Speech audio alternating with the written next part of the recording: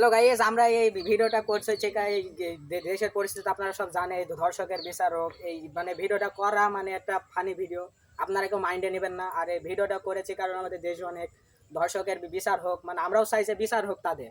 তো আমরা গাইস এই ভিডিওটা এমনি মানে এভাবে ফানি ভিডিও কারণে করছি, আপনারা একটু দেখবেন। আর এই ভিডিওটা কদিন পরে আমরা আপলোড দিয়ে দেবো, আপনারা দেখতে পাবেন।